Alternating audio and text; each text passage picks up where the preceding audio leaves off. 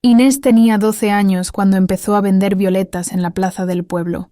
Cada mañana, antes del amanecer, se calzaba los zapatos gastados y bajaba al jardín descuidado para recolectarlas.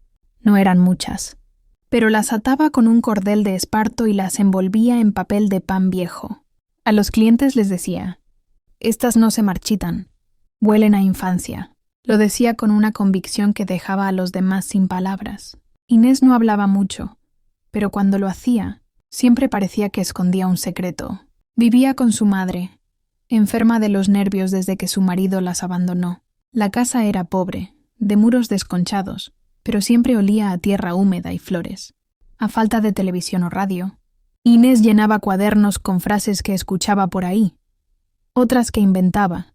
Las llamaba sus rescates, porque decía que las palabras la salvaban del ruido de la tristeza.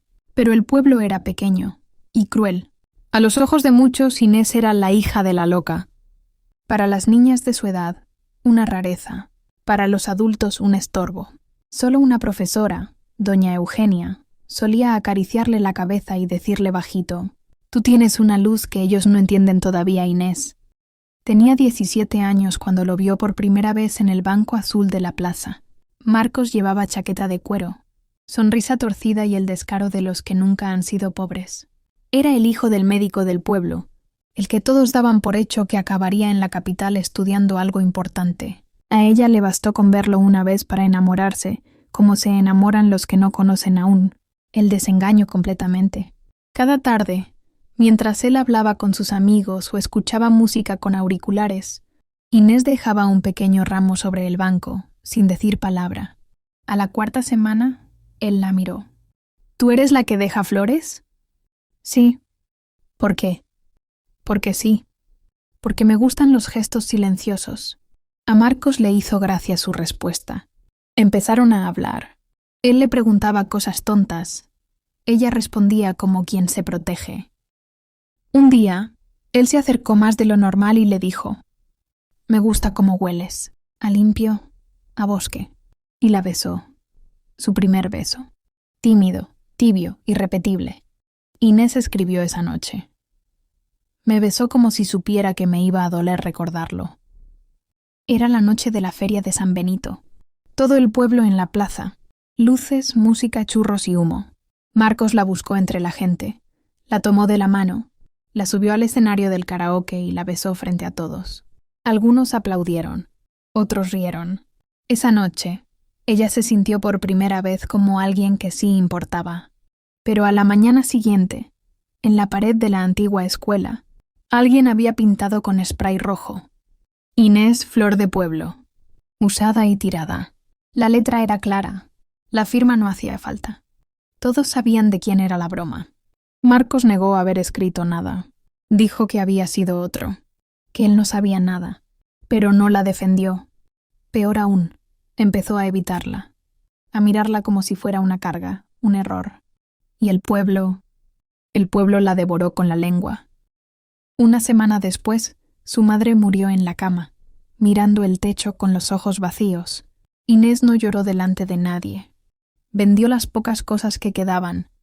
Recogió sus cuadernos y se fue del pueblo, en un autobús con asientos rotos y olor a gasoil. Nadie fue a despedirla. Ni una palabra. Ni un gesto. Solo el murmullo de la plaza y el banco azul vacío. Durante años nadie supo nada de ella. Solo que se fue con una maleta y un cuaderno lleno de frases. Y que donde fuera que estuviera, seguro no quería volver jamás. 28 años después, el pueblo no era muy diferente.